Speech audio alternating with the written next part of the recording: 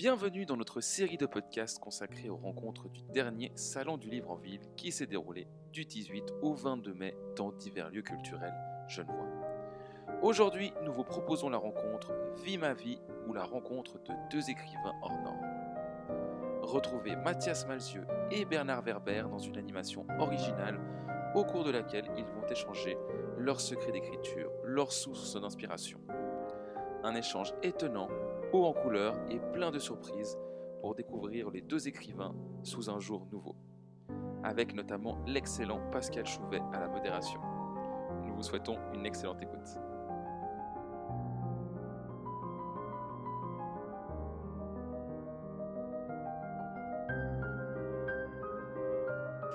Vie ma vie ou la rencontre de deux écrivains hors normes, c'est le titre que le Salon du Livre a donné à cette rencontre. Les deux écrivains hors normes, je vous les présente, vous les accueillez, Bernard Werber, Mathias Malzieu.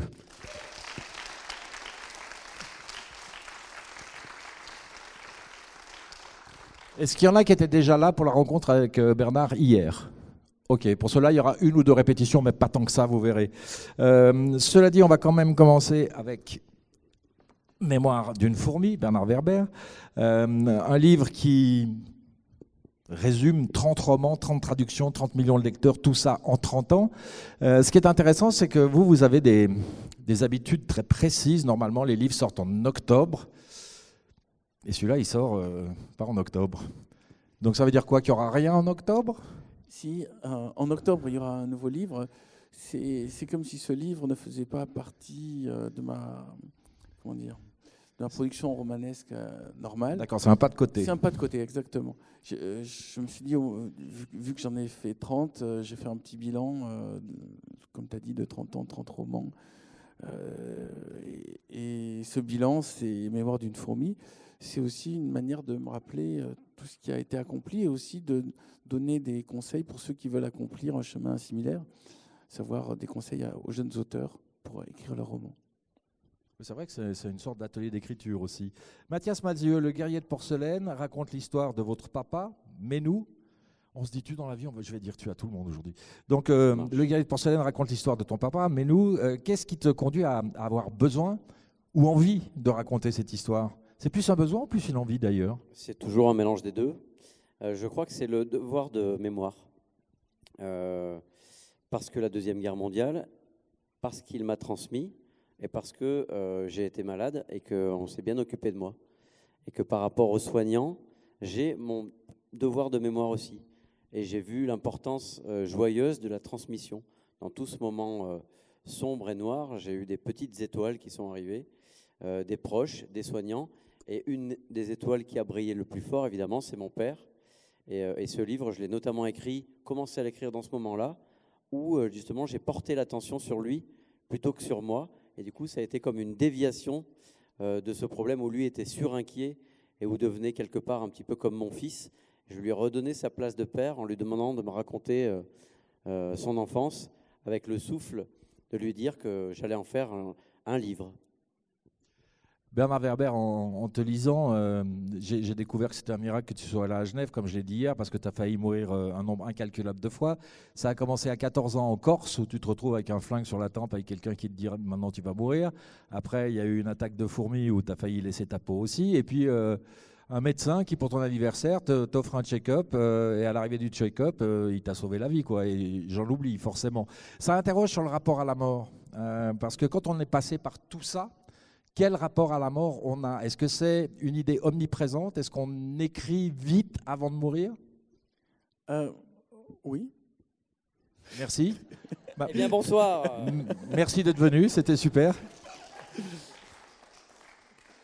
J'ai d'autres réponses de prêtre. Si tu peux développer un peu, ça va arranger tout le monde, surtout moi.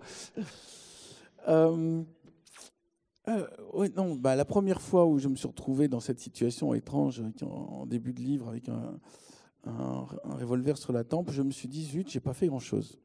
Et c'est marrant parce qu'à ce moment-là, j'avais deux préoccupations. C'était d'abord trouver la marque du revolver. Je peux vous expliquer pourquoi. Je me disais, tant qu'à se faire flinguer, j'aimerais bien savoir, en dernière info, est-ce que c'est un Smith & Wesson, est-ce que c'est un Colt Et alors, c'était ? Je ne me rappelle plus, mais je crois que c'était un Smith. Je ne me rappelle plus précisément, mais il me semble que c'est un Smith & Wesson. J'ai dit, je me rappelle plus parce que je crois que j'ai réécrit. Il y a un moment, on réécrit les souvenirs, on a tellement envie de s'en rappeler. Je crois que j'ai oublié. Il me semble que c'était un Smith et Wesson. Et il me semble même que c'était un modèle qui était 1800 quelque chose. Parce que c'était écrit sur le... Ok. Donc j'avais cette préoccupation. Et la deuxième, c'est zut, j'ai rien fait de ma vie. Et le sentiment de gâchis et aussi d'urgence. Ok, si je m'en tire, il faut que je fasse plein de trucs. Mais n'importe quoi, mais... Mais ça, à chaque fois laisser une trace. Ça, à chaque fois que tu as frôlé la mort? Surtout à 14 ans, parce que j'avais vraiment rien Non, mais à fait. 14 ans, on n'a rien foutu, on est d'accord. J'étais pas un très bon élève, j'étais pas un très bon copain, j'avais pas une bande d'amis qui formaient une famille, j'avais juste quelques copains. En fait, à 14 ans, j'existais pas beaucoup, et j'en ai pris conscience au moment où on m'a mis un revolver sur la tempe. Et puis, après, les autres fois où, par exemple, la dernière chose que tu évoquais, le médecin qui m'annonce que donc j'avais 48 ans, et que normalement en montant un escalier ça peut me faire un effet comme Michel Berger de cœur parce que j'ai un bouchon. J'ai eu un sentiment de ok, je crois que j'étais au milieu du film, je suis à la fin du film, on va essayer de rentabiliser vite les derniers mois. Et depuis, en fait, ça s'est transformé en sentiment de chaque journée où j'ouvre les yeux est une journée de gagner. Donc, la première idée qui m'arrive que j'ouvre les yeux le matin, c'est merci, j'ai droit à un jeton de plus pour faire une journée supplémentaire. C'est étrange. D'ailleurs, je vous conseille de vivre avec cette idée, c'est-à-dire que rien ne vous est dû, vous n'avez pas une obligation de vivre longtemps, et que chaque journée où vous êtes vivant, vous avez gagné quelque chose, du temps. Et je pense que Mathias, qui est aussi passé très près de la mort, doit avoir ce sentiment, à savoir chaque minute qui passe, c'est une minute de gagner, quoi. Mathias, il dit qu'il a eu 2 vies. Je dis une connerie si je dis que techniquement, tu as été mort? Oui, un tout petit peu, mais c'est une semi-connerie. D'accord. C'est même un quart de connerie. Ok, merci. Donc, une chaîne connerie. C'est une chaîne connerie. Voilà. C'est une scène connerie. Non, enfin en tout cas, effectivement, j'ai eu un moment, donc j'étais greffé de la moelle osseuse et pendant l'hospitalisation, alors, je suis tombé dans les pommes, on ne sait pas pourquoi, et j'ai failli tomber bien plus bas que dans les pommes. Et le truc assez mystérieux, c'est que on ne sait pas ce qui s'est passé entre le moment où j'ai le malaise et le moment où je me retrouve sur le lit et que j'appelle les infirmières. Je n'ai aucun souvenir. Et les infirmières m'ont trouvé, je les ai appelées une fois que j'étais dans le lit parce que j'avais très mal au visage, parce que j'étais tombé et que je m'étais cabossé le menton. Donc il y a un moment qui est effacé complètement, où je ne sais pas ce qui s'est passé. C'est pas une expérience. Je ne pense pas que ça soit une expérience de mort imminente. Techniquement, je n'ai pas vu la lumière ou je ne sais quoi. J'ai un blackout total et ensuite je suis reparti. Voilà. Mais tu dis volontiers que tu as commencé ta deuxième vie. Oui, depuis parce que la j'ai été greffé, j'ai changé de sang de cordon, j'ai changé de groupe sanguin. Donc oui, c'est une deuxième vie. Et comme Bernard, philosophiquement, ça m'a donné un rapport quand même à la pulsion de vie. Ça m'a rapproché. Moi, j'ai eu aussi, d'une certaine manière, mon pistolet sur la tempe. Mais même si c'était qu'un pistolet métaphorique, il était très proche de la tempe, du cœur et d'à peu près tout le reste. Donc derrière, en fait, souvent les gens croient que quand on envisage la mort ou qu'on parle de la mort, on est mortifère ou alors qu'en fait non. Considérer la mort, par contraste par yin et yang, en fait fait ressortir la puissance, l'étoffe ultra joyeuse de la vie. Et tout à l'heure, que dans l'autre rencontre, tu faisais lire à la demoiselle le poème ultra présent qu'il y a dans le livre. Et c'est ça, c'est-à-dire que chaque journée, chaque seconde compte, et d'en profiter au maximum, en fait, c'est une forme d'humilité. Ils sont ultra frustrés parce qu'ils ne l'ont pas entendu. Et c'est ce que je et peux si le tu lire, le disais, si oui. Mais c'est exactement ce que disait Bernard, c'est-à-dire que je me retrouve complètement là-dedans. Rien n'est dû. Et on doit être humble par rapport aux catastrophes qui peuvent nous arriver. Et voilà, tant qu'on a un jeton de plus, le prendre, jouer avec, accepter de le perdre, accepter de recommencer, accepter de le jouer et de le perdre, c'est absolument capital. Tu te rappelles à quelle page il est? On va le retrouver. Oui. On n'est pas loin. Hein. Tu l'as trouvé là, non? C'est ça? Non. Tu veux que j'essaie de on le lira à la fin, c'est pas grave. Oui. On parlait de mort. Alors, Bernard, il y a plein de fois où tu as risqué la mort, mais il y a une fois où tu as failli la choisir. Ça m'a beaucoup étonné. Après 12 ans de travail acharné, les fourmis paraissent sans fin, et tu écris dans Mémoire d'une fourmi que tu as eu envie de mettre fin à tes jours. Ça m'a sidéré. Oui, mais c'est une sorte de baby blues. On a déjà évoqué un peu ce sujet hier. Donc oui, mais c'est pas grave, il y en a plein qui n'étaient pas là. C'est un baby blues de 12 ans. C'est-à-dire quand vous portez un projet pendant 12 ans et que tout le monde vous dit tu n'y arriveras pas, et de toute façon tu n'as aucune chance, et que malgré tout vous réussissez, il y a une sorte... premier sentiment, c'est nananaire, j'ai réussi et je vous emmerde. Et le deuxième sentiment, c'est bon, maintenant que j'ai réussi, je fais quoi ? Et l'idée, c'était que tout ce qui pouvait se passer après était moins intéressant que cette gestation de 12 ans d'un roman et son aboutissement à sa publication. À ce moment-là, en plus, ce que je voulais, c'était juste être publié. Donc pour moi, être publié, c'était l'acte était complet. Je ne savais pas qu'en plus, je pouvais être best-seller. Et best-seller, c'est un cadeau que m'a offert la vie, l'univers, dans le style, non seulement tu es publié, mais en plus, tu vas toucher beaucoup de gens. Et j'aime bien la notion de lâcher prise. Ouais. C'est parce qu'on ne réclame pas les choses qu'elles peuvent arriver. Moi, j'ai jamais voulu avoir... C'est le karma, ça. Oui, mais le lâcher prise, c'est peut-être l'une des leçons les plus importantes à retenir. C'est si quelque chose que vous souhaitez ne vient pas, lâchez prise, et la chose viendra d'elle-même. Et... en fait, c'est au moment où j'ai renoncé aux fourmis et que j'ai commencé un autre roman. Dans la semaine, il y a un coup de téléphone d'Albin me disant on est prêt à y aller. Donc il y a un moment, il faut s'accrocher, et il y a un moment, il faut lâcher, et tout va bien. Mais seulement, ça devient après de la fierté, ça devient après de l'habitude. Et puis, en tout cas, j'ai eu un lâcher-prise sur ce roman sur lequel je travaillais tous les matins, 4h30, de l'âge de 16 ans à l'âge de 28 ans. Et c'est au moment où j'ai commencé un nouveau roman que ça s'est débloqué. Ça s'est débloqué. J'aime bien l'humour de l'univers et j'aime bien cette phrase Gamzoulet Tova qui veut dire en hébreu tout ce qui vous arrive est pour votre bien.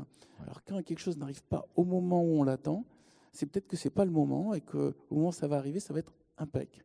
Mais ça sert à rien de se taper la tête contre le mur.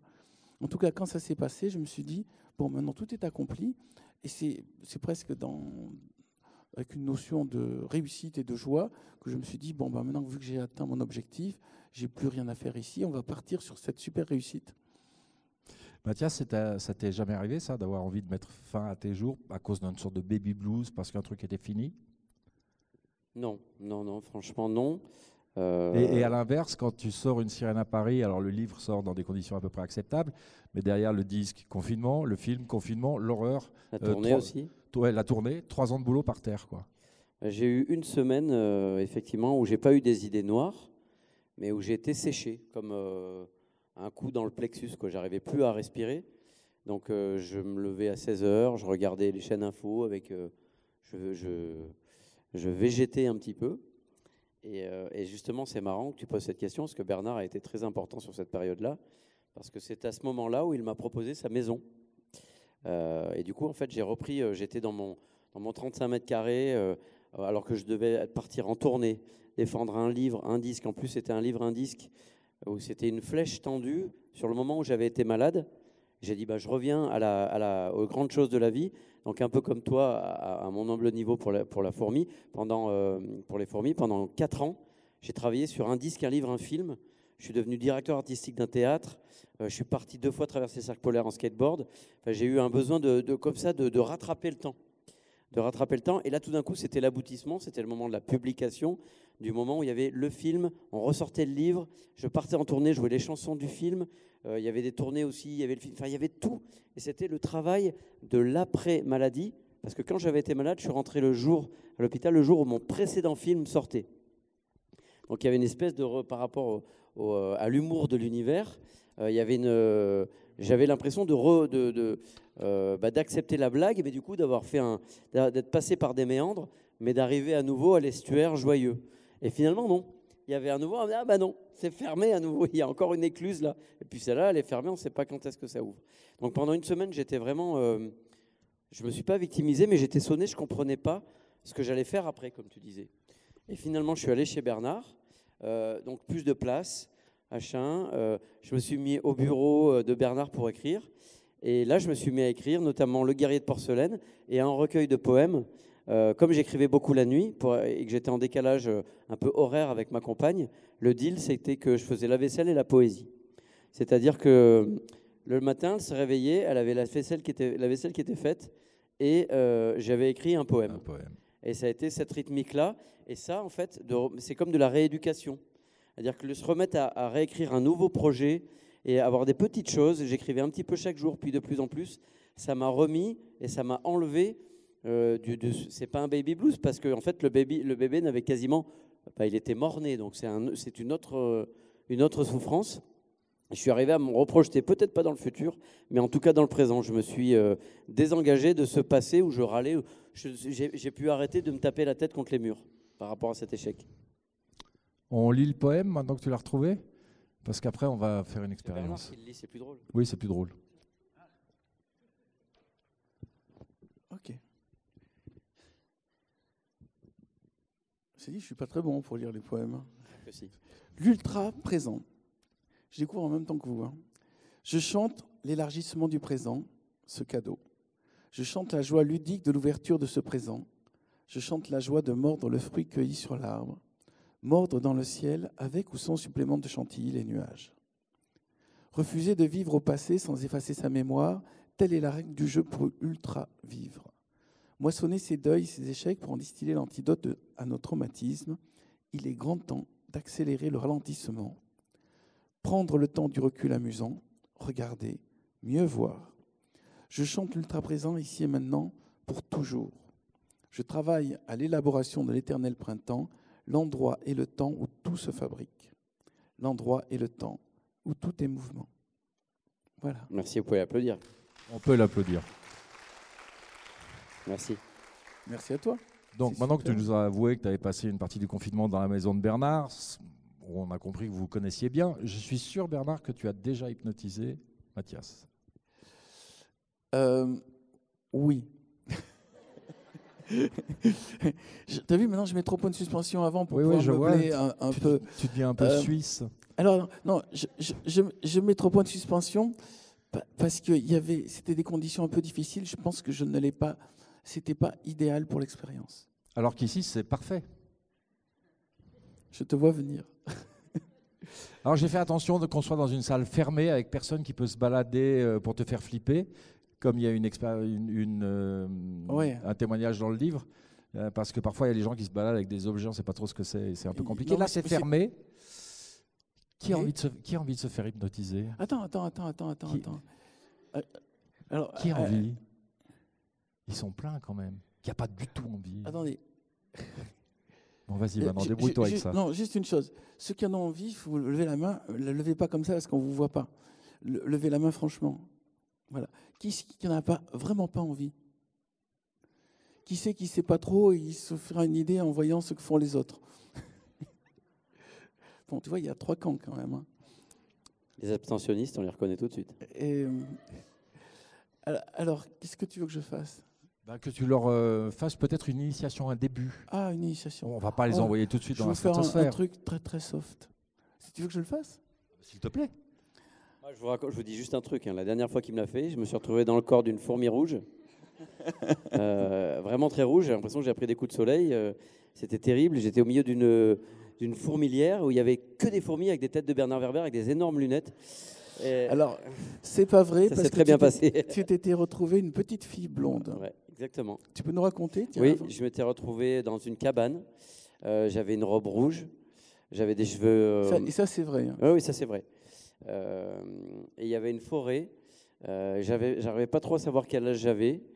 J'avais trouvé un prénom. Je me souviens plus du prénom, mais je sais que j'avais trouvé un prénom. Et c'était magique. Et ce que j'aime beaucoup avec cette expérience, c'est que justement, elle est antidogmatique.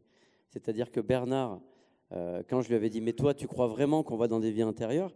Il m'a dit « Peu importe, c'est le voyage qui compte. Que tu crois à ça ou que tu ne crois pas, c'est le chemin. » Donc on est toujours sur la question du chemin, ce qui fait que ce n'est pas un truc pour les gens qui croient à la réincarnation ou pour machin. C'est un truc pour tout le monde, c'est une expérience et chacun la transforme par rapport à sa croyance et peu importe. Et c'est cette ouverture-là que je trouve assez géniale. C'est pour ça que j'ai beaucoup aimé ce livre et qu'on organise ensemble ces spectacles aux Trois Baudets, par exemple, et comme ça marche très bien, il va même aller dans une plus grande salle bientôt. Oui.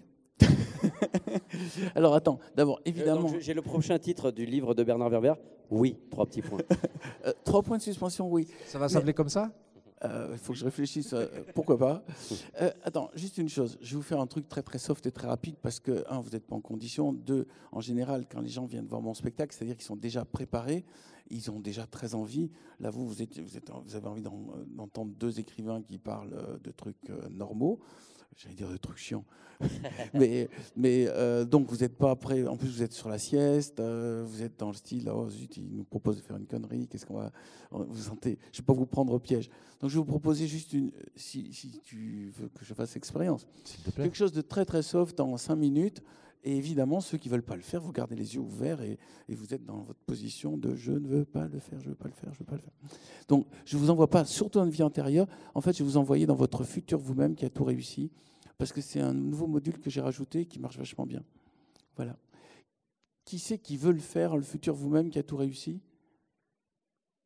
Voilà, il y en a un peu plus de monde que tout à l'heure. On en l'heure. a gagné quelques-uns. C'est le futur, ça fait moins peur que le passé. Ouais, c'est pour ça. Parce qu'en plus, le futur est incertain, alors que le passé, quand tu le refais, tu te dis, zut, ça s'est réellement passé comme ça. Alors, je vous précise une chose, s'il y en a qui viennent voir mon spectacle, je ne fais que les vies sympas. Je ne vous envoie pas au moment où vous allez vous retrouver dans une guerre ou prisonnier ou dans une famine, ce qui est arrivé à certains de vos vies antérieures. On a déjà assez de traumatismes d'enfance, on ne va pas rajouter les traumatismes d'avant la naissance. Il y en a qui le font, je déconseille de le faire, l'hypnose régressive pour les vies antérieures, qui amène à chercher les traumatismes. Je trouve qu'on a un sac à dos rempli déjà de notre pôle de jeunesse, voire de famille, donc on n'en rajoute pas. Donc là, ce que je vais vous proposer, pour ceux qui en ont envie, d'abord, j'ai demandé à la régie, est-ce qu'elle peut baisser la lumière, parce que la lumière est beaucoup trop forte. Merci. Ensuite, j'ai proposé aux 5 qui sont devant de vous mettre dans les fauteuils, parce que vous serez mieux, et là, vous serez bien. J'ai un peu de temps. On n'a pas de limite. Tout le temps. Ensuite, je vais vous proposer quelque chose qui peut peut-être vous choquer, c'est d'enlever vos chaussures pour vous détendre. Mais je vais pousser jusqu'à l'enlever les miennes aussi. Comme ça, sauf si vous sentez vraiment très mauvais des pieds, vous êtes dispensé. Trop tard. Mais c'est tout simple, c'est pour se détendre. C'est-à-dire que le seul fait d'enlever les chaussures, vous vous rappelez quand vous rentrez chez vous, vous enlevez les chaussures, il y a un petit moment, tout votre corps fait automatiquement. C'est le moment où on libère les racines. Alors, je vois qu'il y a des gens aussi qui ont leur sac à main crispé. Vous, là, vous n'êtes pas obligé de le lâcher, mais c'est bien si vous... Tout organisé, c'est pour qu'il aille récupérer tous les sacs. On a des pickpockets. Donc, comme ça qu'on finance le salon de l'année prochaine. Mettez-vous bien. Alors, si vous avez aussi des lunettes, vous pouvez les enlever. On entend le clic-clac. Et maintenant... Dans les autres propositions, eh bien, vous pouvez décroiser les jambes parce que vous bloquez tout quand vous croisez les jambes. Voilà. Ça va? Jusqu'ici, tout va bien, c'est pas trop violent?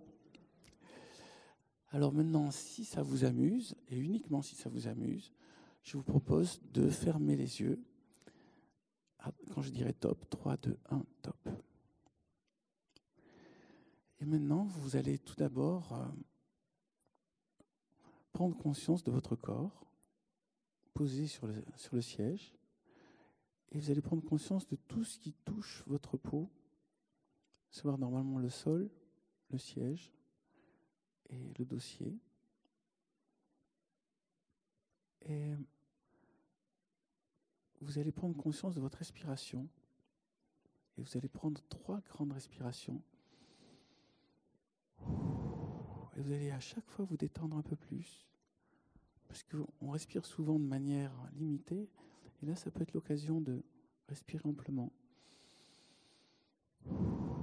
Et à chaque respiration, vous avez la sensation que la pression s'en va et que vous détendez un peu plus. En même temps, vous prenez conscience que quand vous respirez, l'air rentre dans vos narines, l'air rentre dans votre gorge, arrive dans vos poumons, gonfle votre ventre Et après, ça repart dans l'autre sens comme une vague, de plus en plus ample, de plus en plus légère. Prenez conscience aussi de votre cœur qui bat au milieu. Et préparez-vous à une expérience très légère et très agréable. Et pour se préparer à cette expérience, ce que je vous propose, c'est déjà de sourire, parce que le sourire vous détend. Les muscles qui bougent quand on sourit nous mettent déjà bien. Respirez encore doucement.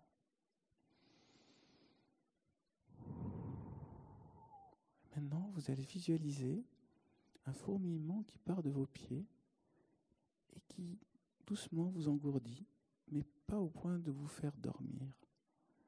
Visualisez que vos pieds se détendent complètement.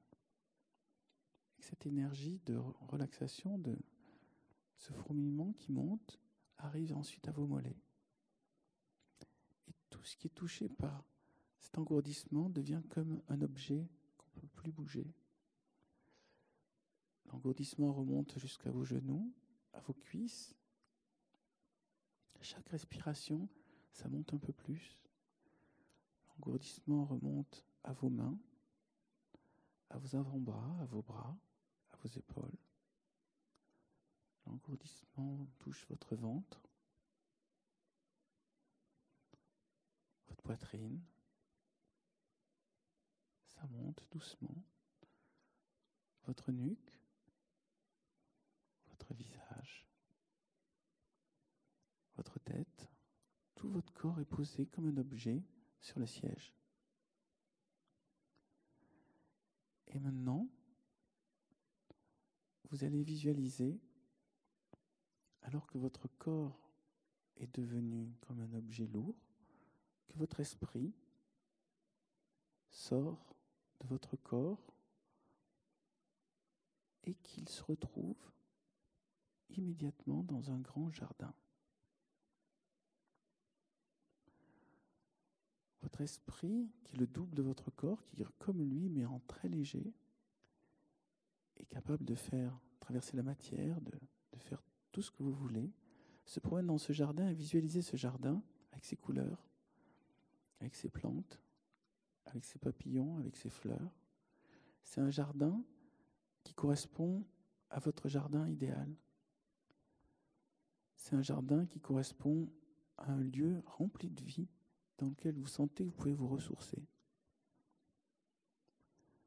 Vous avancez dans le jardin et vous découvrez toutes ces couleurs. Vous découvrez aussi ces parfums. Vous sentez peut-être sous vos pieds l'herbe, la terre.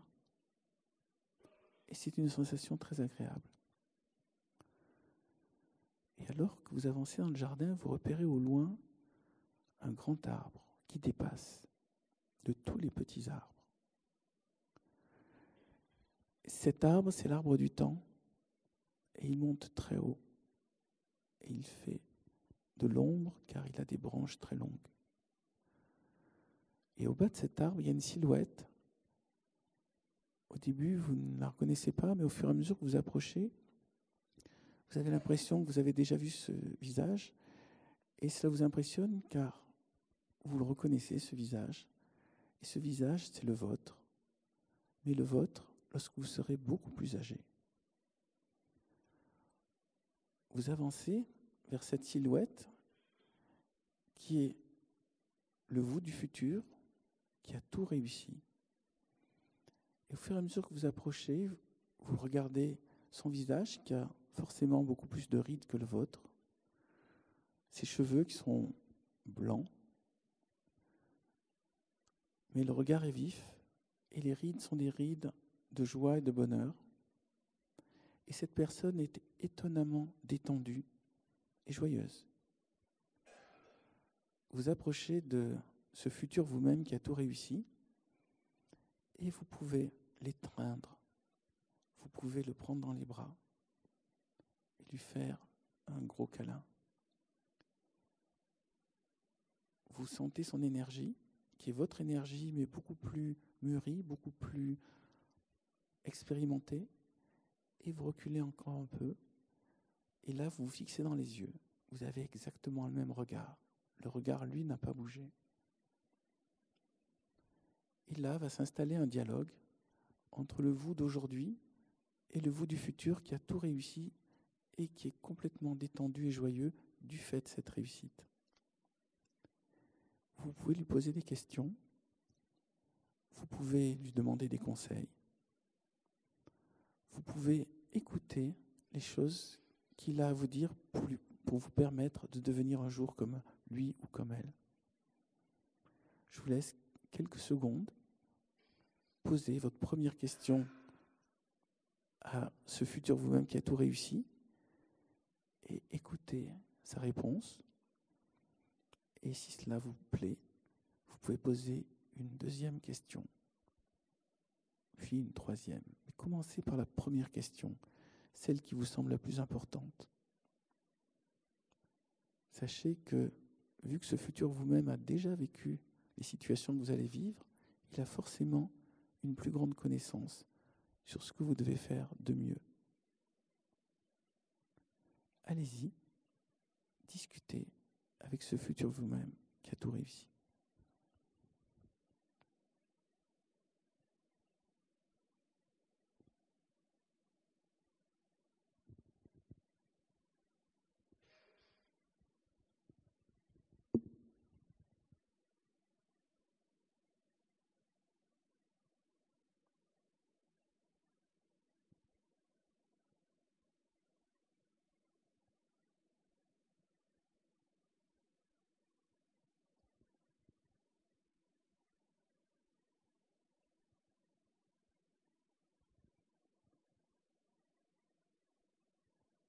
Écoutez bien les réponses qu'il vous donne et comprenez-les bien.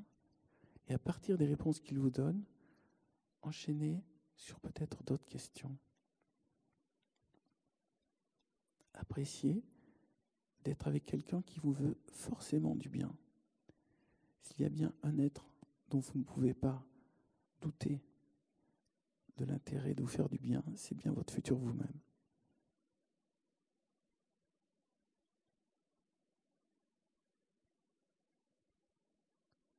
Une fois que vous avez une réponse à votre question, tentez une nouvelle question.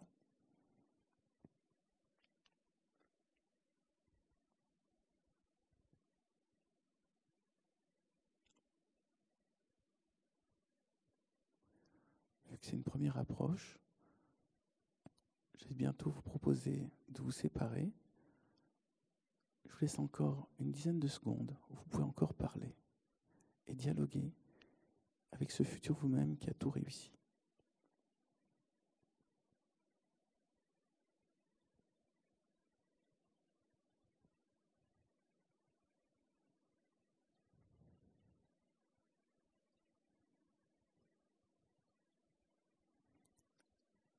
Et puis vient le moment où vous allez devoir le quitter ou la quitter, en sachant que vous pourrez revenir quand vous voulez pour poursuivre ce dialogue avec une longueur que vous définirez vous-même.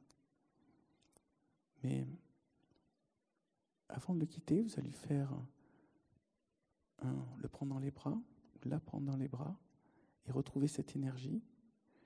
Et vous allez aussi lui promettre de tenir compte de ce dialogue pour pouvoir un jour devenir comme lui ou comme elle.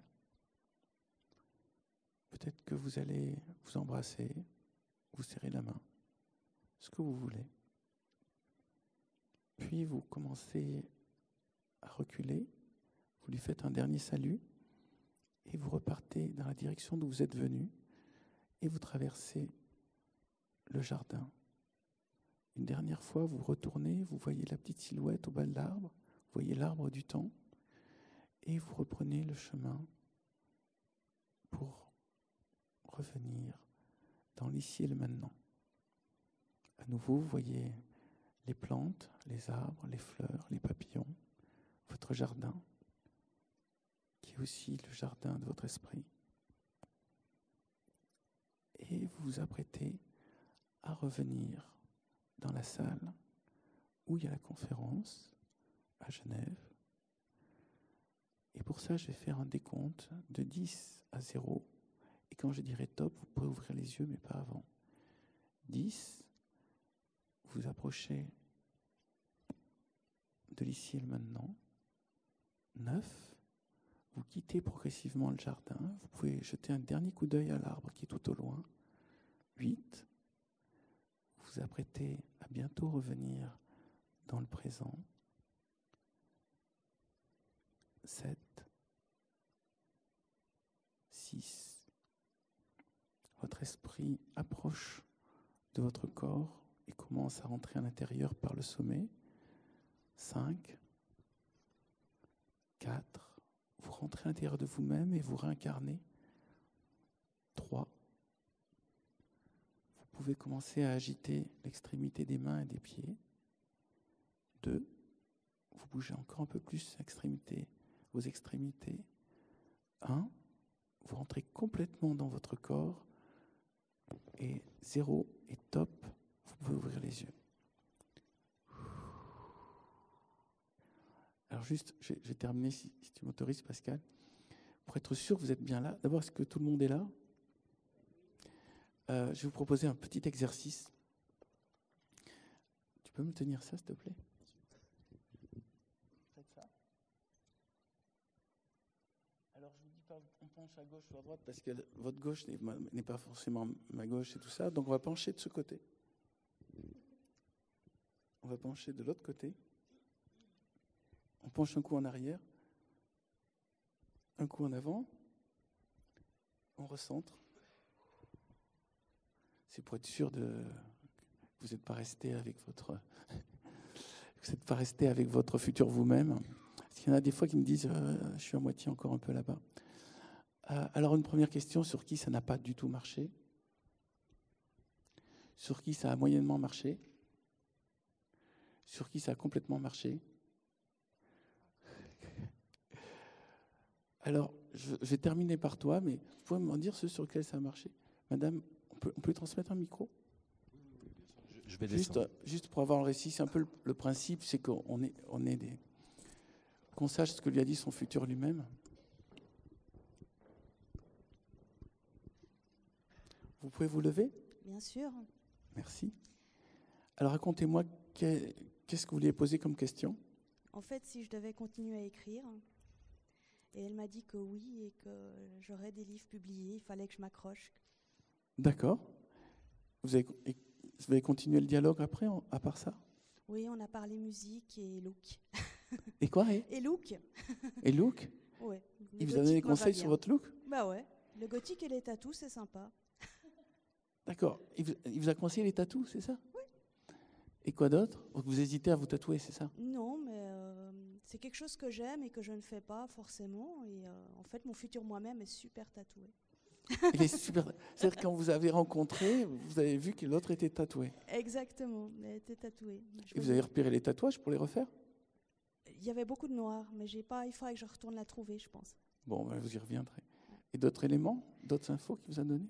L'écriture sombre. L'écriture sombre ? Oui. D'accord. Ça veut dire quoi ? Ça veut dire que quand on aime le noir, il faut le mettre aussi en peinture parce que dans la noirceur, il y a de la beauté. Et souvent, les livres parlent de beauté sans noirceur. Et ceux qui savent mélanger le noir et le blanc pour faire un gris intéressant, eh ben, ça peut apporter un intérêt parce qu'on regarde toujours du mauvais côté du miroir, celui de la victime. Mais parfois, il y a des choses bien aussi dans le bourreau ou qu'on devrait savoir. Bravo. Ouais. Je crois qu'on peut l'applaudir. Est-ce que d'autres personnes peuvent lever la main sur ceux qui ont fait l'expérience ? La dame qui est derrière. C'est aussi une proximité du micro. Oui. Bonjour. Alors, bonjour. Comment était votre jardin ? Il était, c'est marrant parce qu'au départ, il était très ordonné, un peu comme un jardin anglais. Et ensuite, l'inverse, en fait, plutôt comme un jardin français. Et ensuite, c'est plus un jardin anglais avec des fleurs un petit peu partout et beaucoup de papillons et d'oiseaux. Très bien. Et comment était votre futur vous-même ? Une belle dame avec des cheveux blancs et mon regard est très, très épanouie, très heureuse, très sereine, beaucoup plus que moi aujourd'hui. Voilà. Et qu'est-ce que vous lui avez posé comme question ? Je lui ai demandé si le succès viendrait, parce que je suis auteur. D'ailleurs, j'ai une conférence demain. Enfin, je le dis comme ça. Voilà. J'en profite. Et en fait, je lui ai demandé donc un conseil, et elle m'a dit qu'il fallait toujours que j'écrive avec ça, avec ce que j'avais là, avec le cœur. Pour ceux qui sont derrière, voilà, elle Oui, montre son cœur. Oui, ça me paraît évident, mais ce qui n'est pas évident, c'est comment dire, écrire avec le cœur, c'est se mettre à nu. Et c'est vrai que j'ai encore du mal à mettre à nu mes émotions. Voilà. Je pense l'avoir fait dans mon dernier roman, qui est paru l'année dernière, Toutes ces vies où nous nous sommes aimés, où je parle d'une histoire d'âme qui se retrouve à travers les époques et à travers différentes villes, en fait. Et en même temps, on suit la destinée des âmes qui se sont incarnées dans notre époque contemporaine. Et là, c'est vrai que sous couvert de ce roman, je raconte mon histoire, en fait, mon histoire d'amour, qui est terminée. Voilà. Donc là, oui, je pense que j'ai vraiment réussi. Et c'est vrai que ça se sent, les lecteurs, j'ai un super retour des lecteurs qui me disent que voilà, ils se reconnaissent, etc. Et je pense qu'il faut vraiment que je continue à écrire dans ce sens-là. Enfin, en tout cas, c'est ce que mon futur moi, a priori, me conseille. Il y avait d'autres choses encore qu'il vous a dites? C'est vraiment ça qui m'a marqué parce que c'était très fort ce moment-là, en fait. D'accord. Voilà. On peut l'applaudir aussi. Est-ce qu'on a le temps d'une troisième personne? Allez. Oui. J'aimerais bien que ce garçon témoigne ce qu'il a vécu, qui est à ma droite. Je ne sais pas s'il va oser. Il a l'air timide comme ça, mais je suis sûr que la pression de la foule va le soutenir. Déjà toi, je ne sais pas si on a le temps de faire beaucoup. Vas-y, parce que j'avais encore prévu un truc. Alors moi j'étais... J'aimerais bien que tu te lèves, parce qu'ils se sont levés aussi. Parce que je ne suis pas très grand, ça ne sert pas à grand chose que je me lève. Tu n'es pas obligé par contre de remettre les chaussures. Hein. Mais déjà du coup ça fait au moins les talons. Alors, comment était ton jardin? Alors mon jardin, c'était une espèce de roseraie ultra sauvage, comme un cocon, c'est-à-dire que c'était à la fois touffu, mais j'étais bien dedans, ça faisait comme une petite bulle. Et oui, tout était un peu concentrique. J'étais dans une cachette. D'accord. Et comment était l'arbre du temps?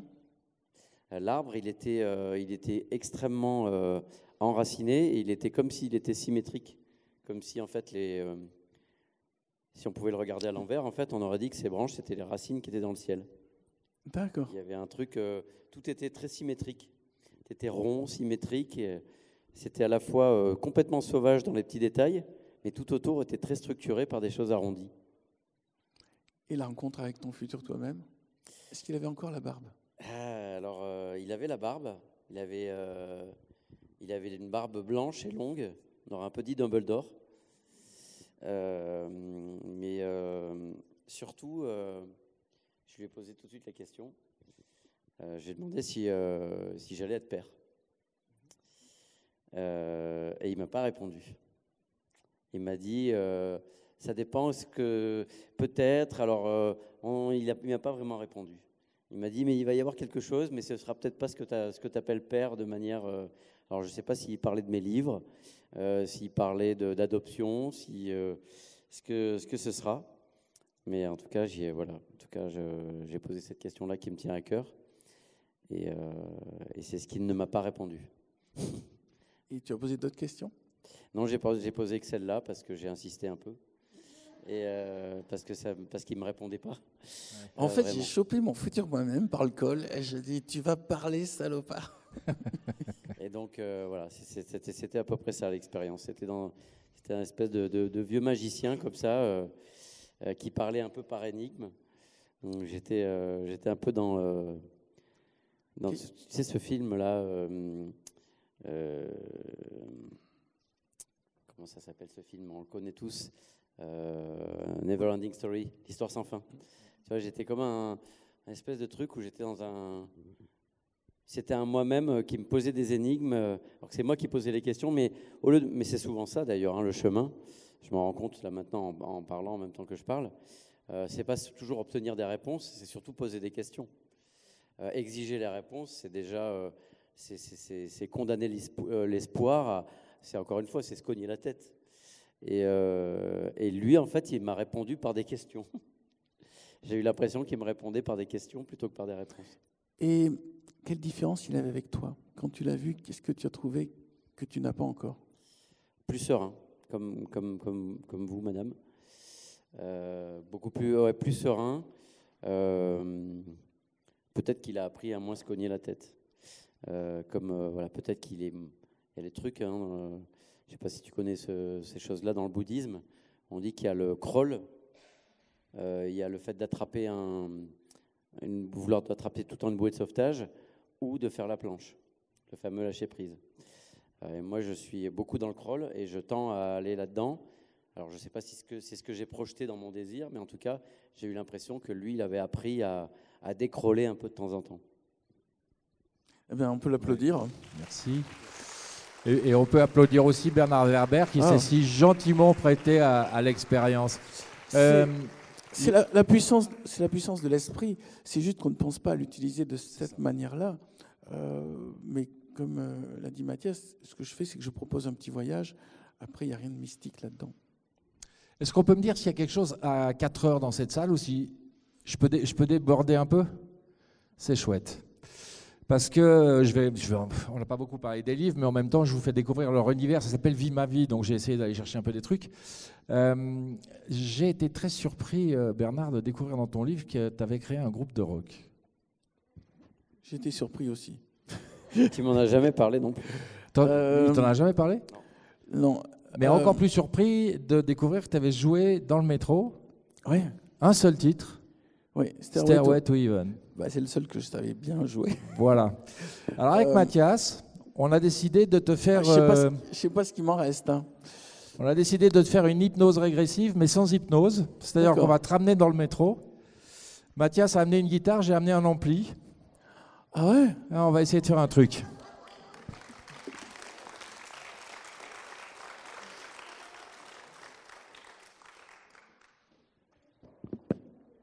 Est-ce que je vais y arriver?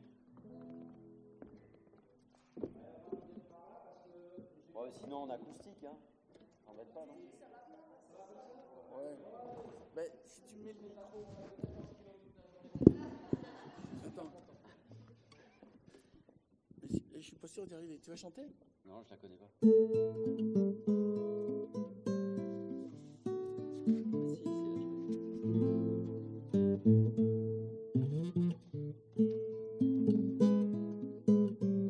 Alors, tu vas y aller? Ah non, c'est pas les paroles, c'est les paroles. Dans le métro, tu chantais? Je me rappelle. Moi, je suis allé dans une de tes vies antérieures et tu chantais. Hein. Tu chantais. Mais si tu me trouves les paroles, je veux bien essayer. J'ai pensé à tout, moi, elles sont là. Zut. Non, c'est pour le Jedi, ça. Ah non, pardon. Je suis un Jedi quand j'étais petit. Ça, c'est toi qui l'as fait après, alors. Bon, je vous fais le début à la guitare parce que... Il y a quelqu'un qui sait chanter peut-être dans la salle? Quelqu'un connaît Stairway to Heaven? Bah, tu prends Dommage. les paroles. Attends, moi je vais prendre les paroles sur... On fait tout tomber, c'est pas grave. On prend les paroles là-dessus. Il n'y a pas de réseau? Bon, on va le faire sans parole. Tu t'en sors bien. Hein. Je connais juste la première phrase. En yaourt. There's a lady who's gone. Na, na, na, na, na, na, na.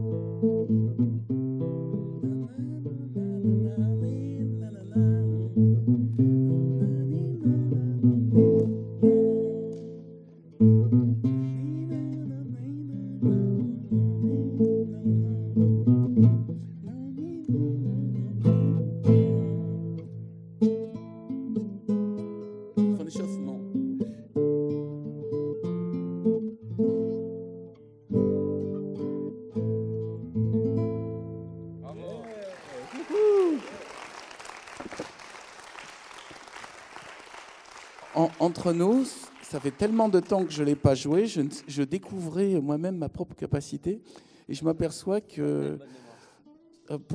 ouais, j'avais le bonne mémoire, je t'aurais dit les paroles. Ouais. Non, mais il y a combien de temps que tu l'as pas joué? 20 ans. Waouh. Ça mérite une deuxième salle d'applaudissements. Mais peut-être que je devrais m'y remettre. Si quelqu'un d'autre me refait ce coup-là, il faut que je sois prêt. Ouais. C'est la première fois qu'on te fait jouer de la guitare dans une rencontre littéraire. Oui, très bien. Ouais. Tu reviendras à Genève. Mais il faut peut-être que j'apprenne un deuxième morceau pour l'année prochaine. Oui, exactement.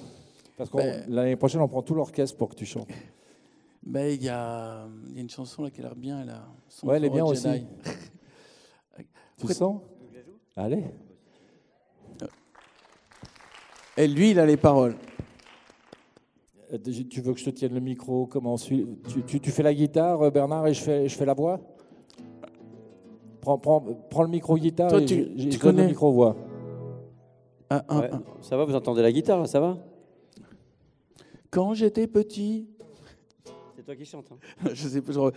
Quand j'étais petit, j'étais un Jedi. 3, 4. Donne-moi l'air quand même. Quand j'étais petit, j'étais un Jedi, tellement nerveux que lorsqu'il pleuvait, souvent je m'électrocutais. Et j'ai rencontré une fille en forme de fée, tellement nerveuse que lorsqu'elle griffait mon dos, ma peau se transformait en pyrogravure. When I was a child, I was a Jedi. When I was a child, I was a Jedi. Oh, when I was a child, I was a Jedi. On s'électrocutait souvent lorsqu'on s'embrassait un peu trop longtemps et encore aujourd'hui et maintenant. Allez, toi tout seul. Quand j'étais petit, j'étais un Jedi, tellement nerveux que lorsqu'il pleuvait, souvent je m'électrocutais. Et j'ai rencontré une fille en forme de fée, tellement nerveuse que lorsqu'elle griffait mon dos, ma peau se transformait en pyrogravure. When I was a child, I was a Jedi. I just sound fast. It is an E. E c'est me. When I was a child, I was a Jedi. Oh, when I was a child, I was a Jedi. Ouais.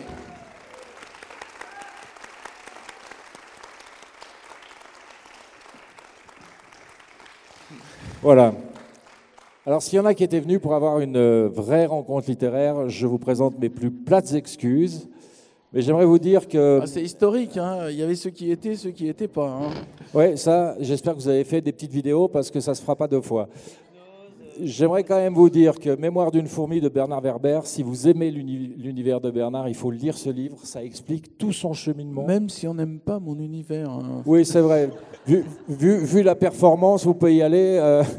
Non, mais c'est extrêmement intéressant de voir le cheminement aussi, toutes les rencontres que tu as faites qui ont donné naissance à des livres.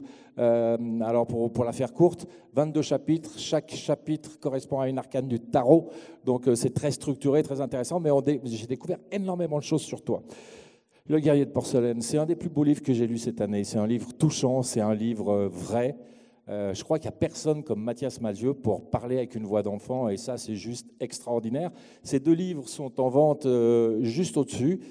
Les deux auteurs se feront un plaisir de vous les dédicacer, mais là, je ne sais pas comment on peut les remercier, parce que même un tonnerre d'applaudissements, ça ne suffit pas.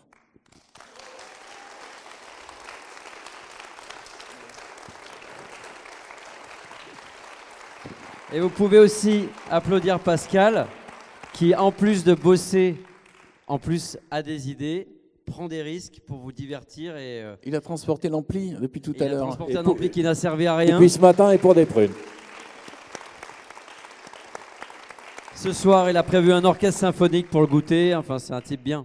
Voilà, tout à l'heure avec Charline Vanhoenacker, on a demandé un groupe punk. Je ne sais pas s'il sera là, on verra bien. En tout cas, merci infiniment d'être venu. Les auteurs sont à votre disposition. Merci beaucoup. Merci. Merci à toi.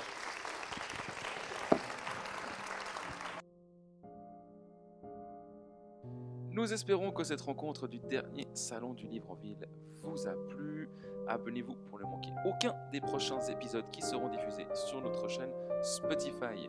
En attendant, portez-vous bien et à bientôt.